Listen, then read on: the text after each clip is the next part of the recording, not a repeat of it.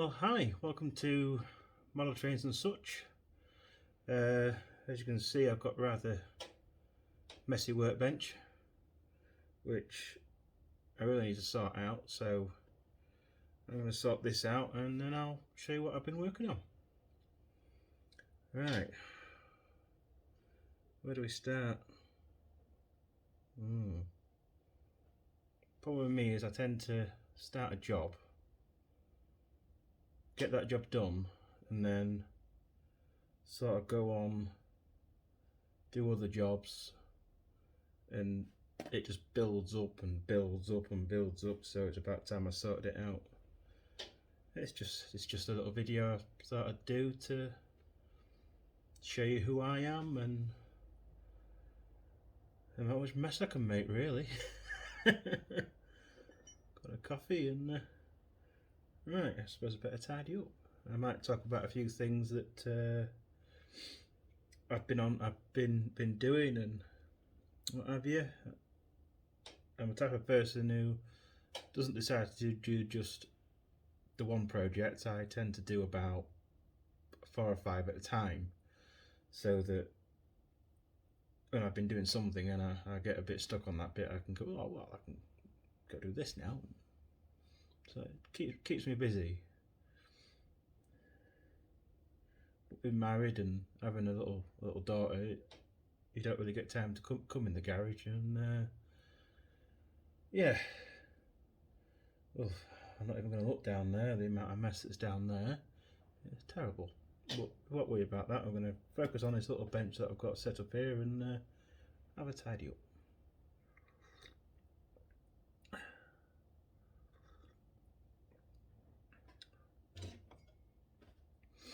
These clamps are really good for holding things and clamping things up. I think they were a couple of pound from quid shop, I think, something like that. But they're really good. They're only plastic and they're not really heavy duty, but they're ideal for holding models together and things like that when you're gluing them. So yeah, a couple of quid score that was. You can go up there. I can open it, that's it.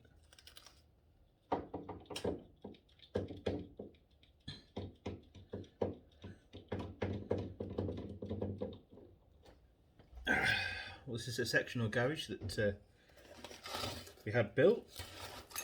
I had an old wooden shed at the time and the roof kept coming off it, which is rather annoying because I had to keep putting a tarpaulin sheet over it every couple of months, which meant buying a sheet every couple of months, a great big tarpaulin. And I think my dad was getting pretty frustrated with me ringing him up every couple of months. Dad, come and give me a hand to put this blooming thing back on, because it had blown off in the wind. And I finally bit the bullet and had a sectional garage built.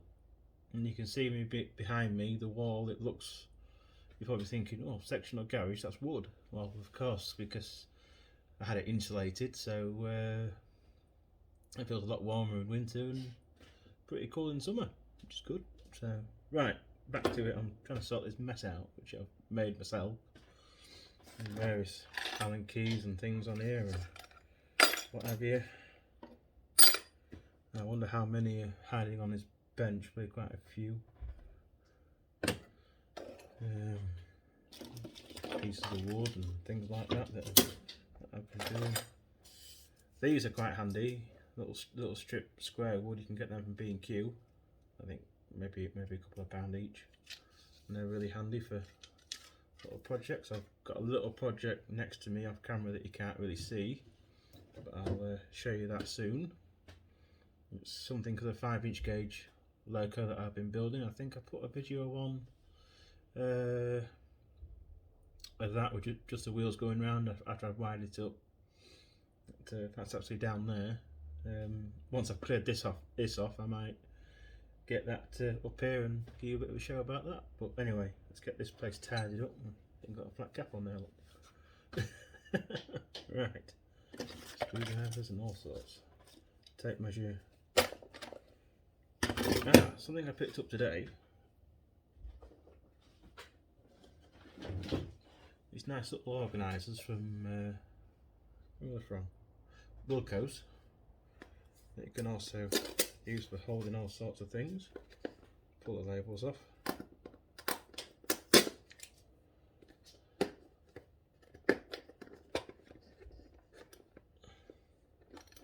I can open it. As well, with the 5-inch gauge steam loco that you've seen, we use quite a lot of those.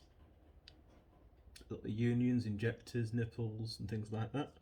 That's what I bought this for really, just to keep them, all my steam fittings, in a place where I know where they are, because I tend to, well, my dad calls this my filing system, and as you can tell he calls it the filing system because he's taking the mick, because it's such a mess. He don't mind coming and helping me, but if I've got a project on, say in the garden or something like that, he don't mind coming and helping me, but when we're working in here, he always resorts to, you need to sort your filing system out. That's what I'm doing now. Different size unions. These are mainly imperial, 1/4x40, things like that. I don't really go up to the big stuff. I tend to stick along with the model stuff, model steam engines and things like that I like to play with. Up until a couple of years ago, I was a good friend of Biff Riley, if any of you know him, from Scunthorpe. He used to be the owner of Riley's Crisps. My mother actually had the pleasure of working for him, and I was, as a youngster into my adult life, he was a real good friend of mine, and we used to go driving his steam locos and things like that up at Nottingham. And yeah, now he's sadly missed because he had a stroke, unfortunately, and after his stroke he slowly started to deteriorate, unfortunately. But we don't all live forever, do we? That's the only thing. Yeah. I don't know how all these in here, to be honest.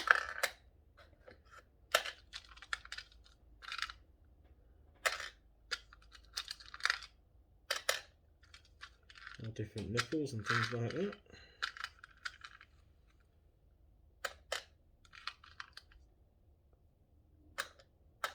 Yep, come here.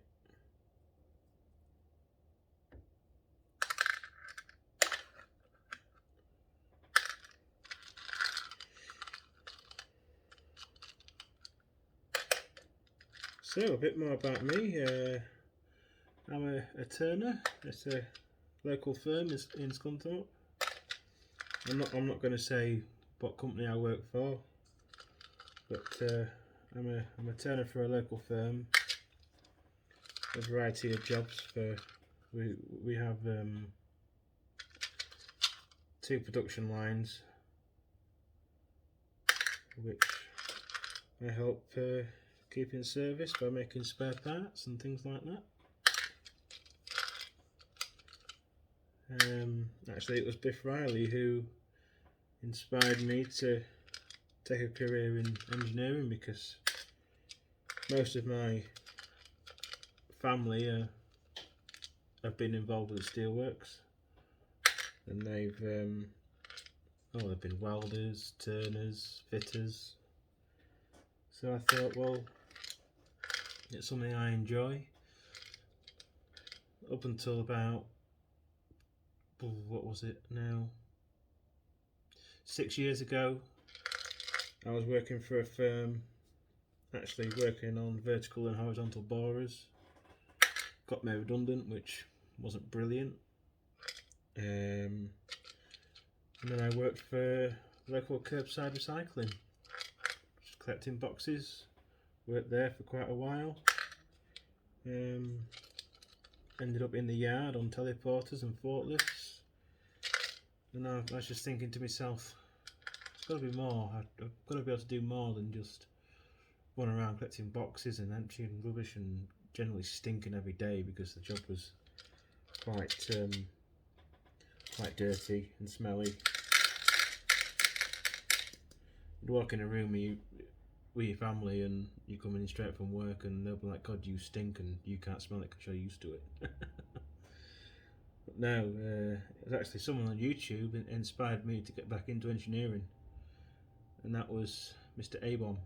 Abon79. You've probably seen his shows on YouTube, and some of the things he can do that I can't, it's absolutely amazing. And he's one of the guys who inspired me to get back into engineering, and obviously better pay. Right, something I will talk about is these. I'll pull this out here for you and show you what it is.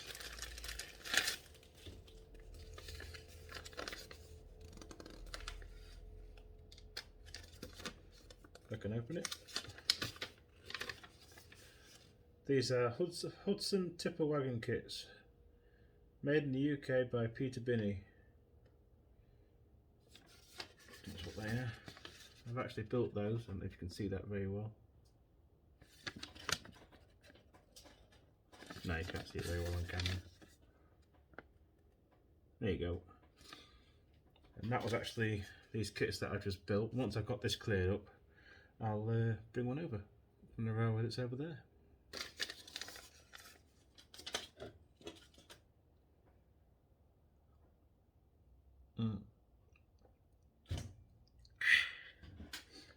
Right, screwdrivers, chisels, more wood. This is available from Hobbies, this type of strip mahogany. That's really good for making models out of. I've not built many models out of this stuff, but I've used a bit and it's quite good stuff. Not too expensive. I do get moaned at by the wife for ordering materials and things like that, and obviously when I was building the railway over here, I've only got a small car, and I used what was it I used? I can see it now. I'm trying to think of the name of it. Plasterboard strip wood. They build frames out in houses, in houses, put plasterboard on. And I was leaving work and going to B&Q and putting about 4 or 5 of them a time in the car, sometimes even 6. The full length of the car. So you've got a full length. There's a driver's seat here, and you've got the full length side of the car with there's the wooden side of it. Just looking out for any coppers about. Yeah. So I brought all that home, and obviously when she's in the kitchen looking out the window, she can see me wandering past with 2,400 lengths of wood over my shoulder and think, what the hell's he up to now? He's been spending again. I always get a bollocking for that. Right, I can see bits of the bench, so we're getting there. I've been meaning to do this for a long time.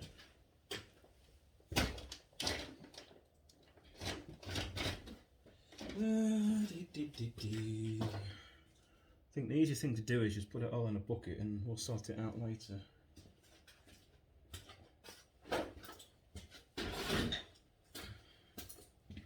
Just bear with me, guys.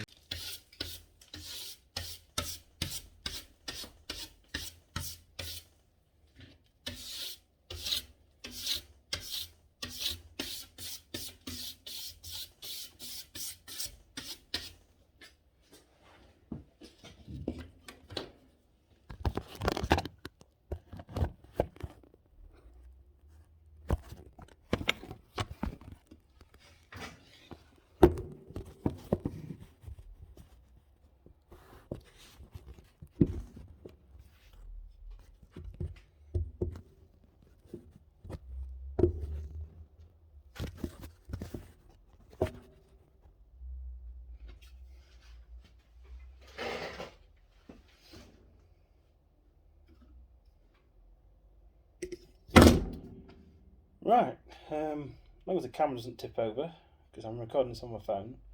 I haven't yet bought a camera yet. I'm going to get paid, and I persuade the wife to let me buy a cheap little thing so I can set it on a tripod and I can film better. So put that there. This is a piece of SM32 gauge track, narrow gauge stuff, which I built up on the railway. I've recently was just talking about those little tipper wagons that I've built. I'll just go grab one.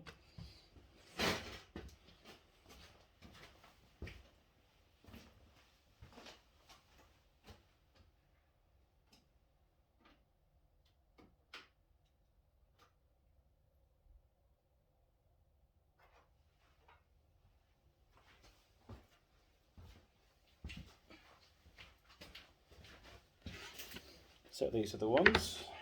This is one that I haven't yet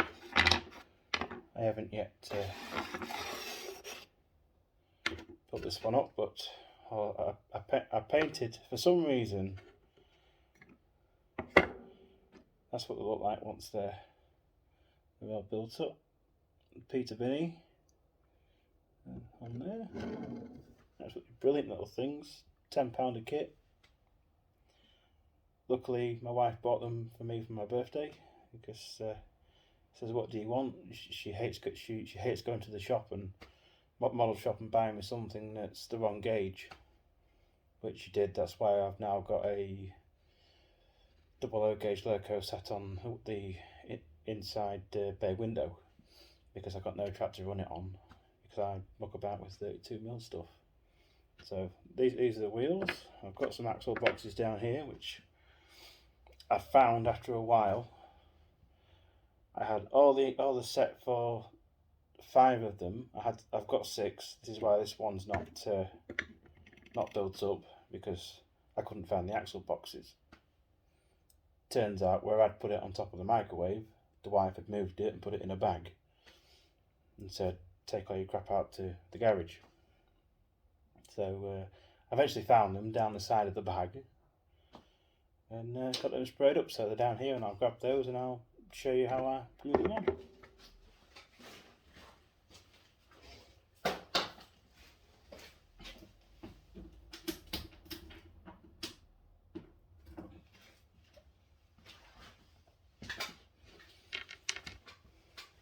So they're just little axle boxes like that, little hole in there. Now the shafts are actually a smooth fit on into the axle box because they can rotate easily, and the wheels just push on. And it says in the instructions that there's no need to glue the wheels on because they don't really move very far. So that's one built up. And put the other one on, and I'll glue them onto the chassis. Really easy to build. Anyone can build them. All they require is just a bit of glue. For example, you get this piece. This piece is all made for you already. You've got one piece there, 2 pieces there, a piece across the top, and the same on this side. One there. See it on camera. One there, and a piece across the top, and you literally just glue it together. Really simple instructions. Anyone can build them. And then you just glue the axle boxes into those little slots, just here and here, and there and there. It doesn't take a lot of glue, just a little bit, literally a little bit of glue. Come on, into the slot.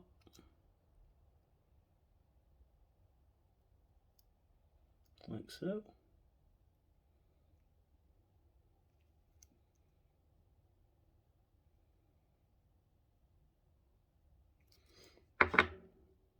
Now make sure you've got both sets of wheels in, and then they just push fit into there, and they're in. That's that one. Now for this side, it literally just push fit in there, and they just click in. And that's just it. That's literally as easy as that. That on there, nice little tipper.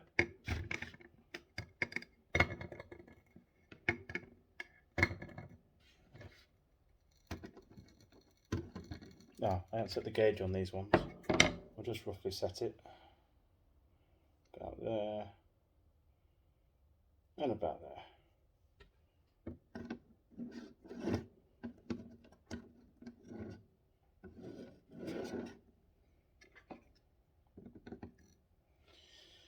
If you can see, there's some little pegs there, because these are linked by chain.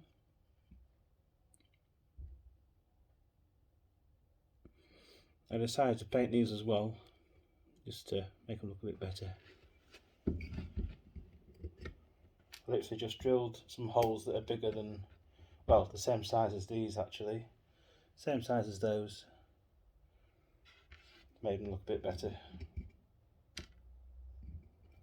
They're really tricky to find when you drop one. They're really tricky to find. You still recording? Yeah. My phone's nearly dead, so I'll show you these with the things in. Sorry if it's a bit of a miss and match video. I'm fairly new to YouTube and all that. I'm not really up to speed with it. This is where I wish I hadn't painted it, because I can't get the peg in now.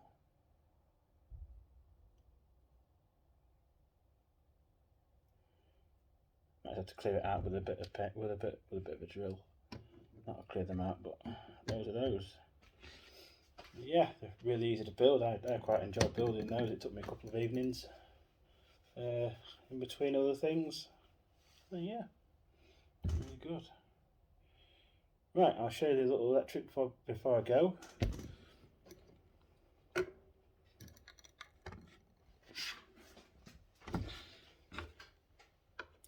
This Loctite 60-second is really good. I bought this from B&Q. I get quite a lot of my things from B&Q, unless it's specialist things for the 5-inch gauge steam Loco. Then Matt Model Engineering Supplies, they are brilliant for steam fittings, solder, silver solder, you name it. Anything model engineering, they sell it. Steel, bar stock, copper pipe. So yeah. Right, what was I going to show you? The little electric I've been building.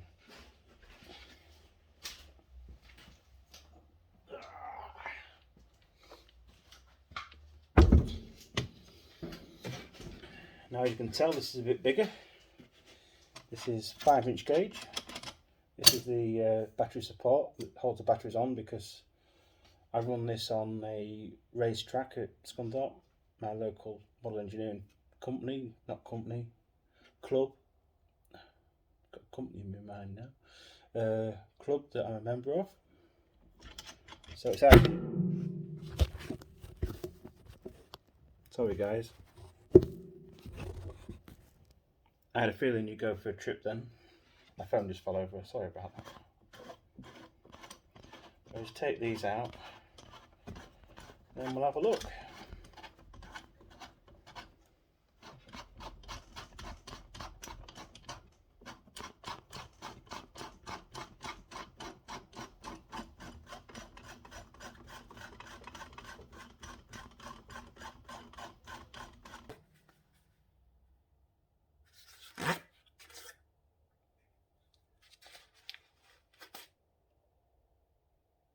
.5/8 drill, don't know how that got there, but it was on there.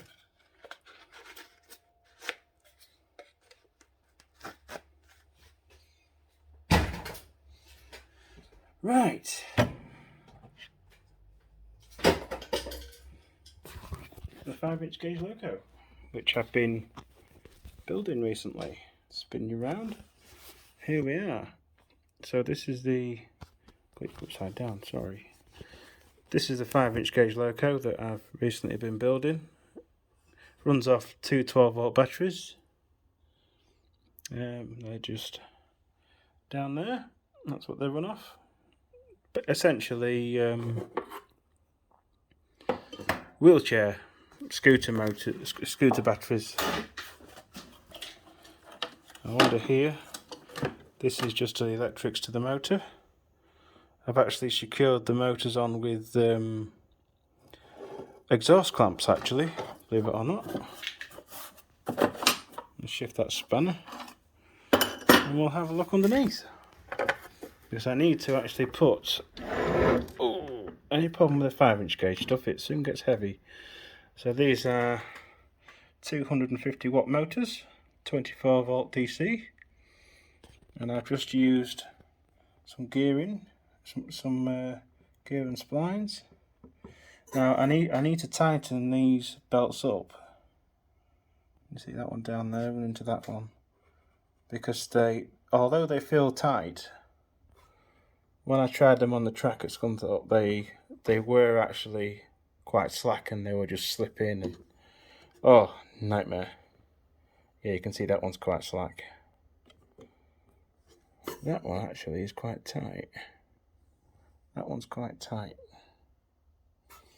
So yeah, a little bit of surface rust on there. I need to get a dehumidifier in here really and suck the moisture out of the air. So that's what I'm working on at the moment. Lukewarm coffee, never a good thing.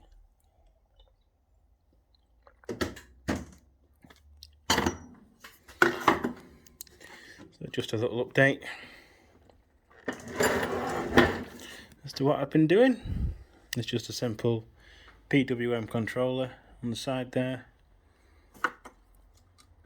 Forward and reverse toggle. You should listen to a little click. Little click and you're away. Forward and reverse. I'm yet to build like a casing for this, so that all these are set up here like that, something like that.